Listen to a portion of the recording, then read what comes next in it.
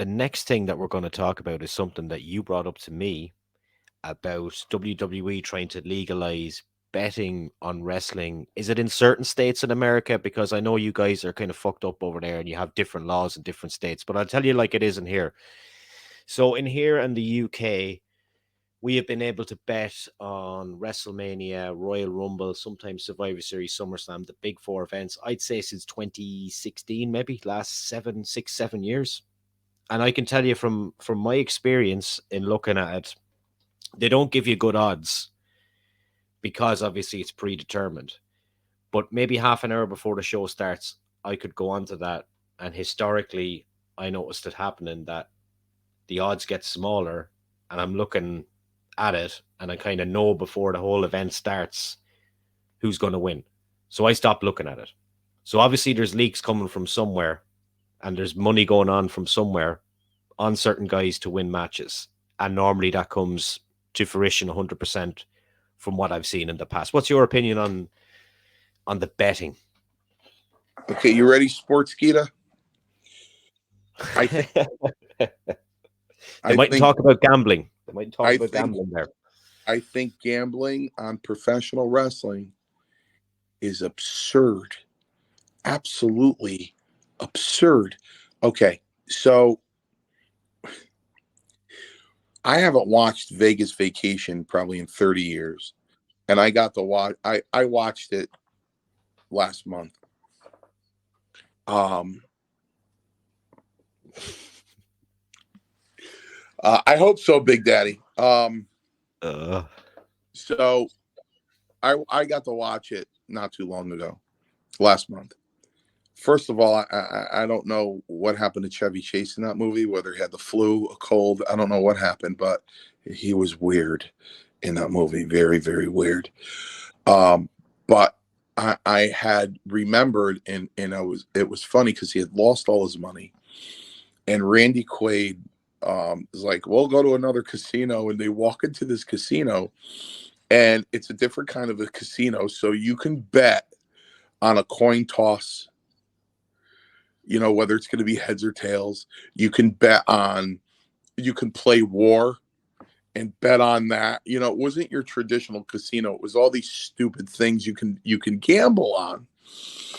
And I'm like, wow, that's pretty funny. It's pretty silly.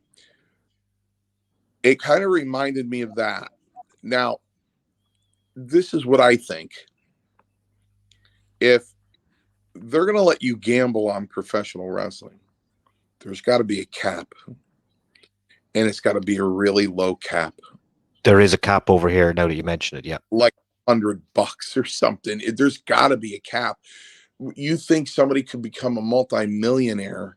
This is ridiculous. Okay, so as I put on TikTok that I would be going over this, either making another TikTok or covering it on Cheap Heat or the Hannibal TV. I will cover it on Cheap Heat. Let's talk about the 80s. And let's talk to the wrestling fans in case they don't know.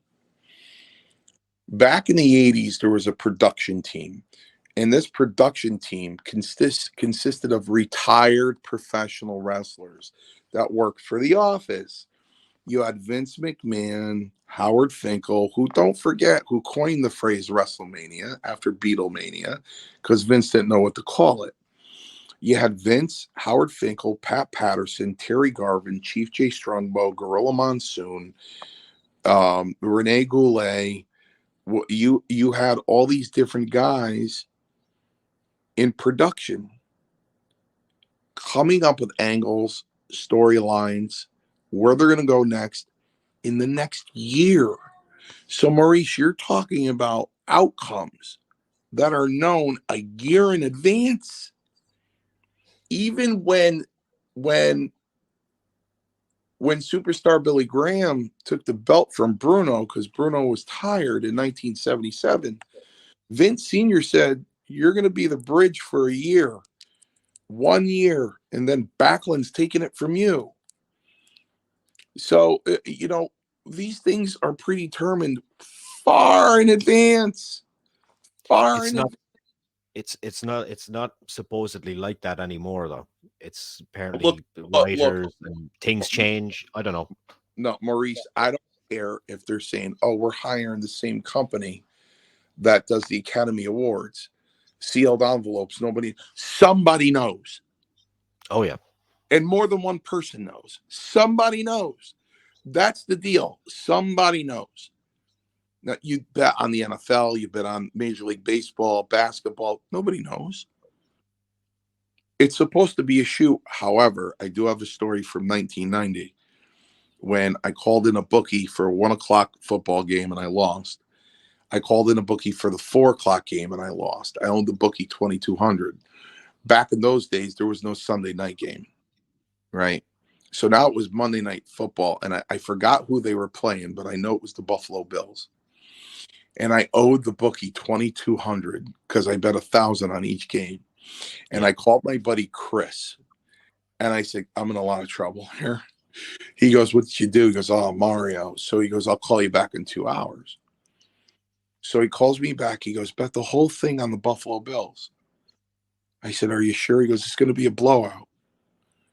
I go, how can you say that? He goes, Mario, call up Blue Eyes. That was the bookie's name, Blue Eyes. Put 2,200 on the Buffalo Bills. Do you hear me? I go, okay. So I called up Blue Eyes and I said, let the whole thing ride on the Bills. He goes, Mario, you going to be able to pay me on Wednesday? That's a lot of money. You going to be able to pay me? He goes, that's like $4,600. You going to be able to pay me? I go, yeah, I'll be able to. So he goes, are you sure? I go, yeah, put the whole thing on the Buffalo Bills.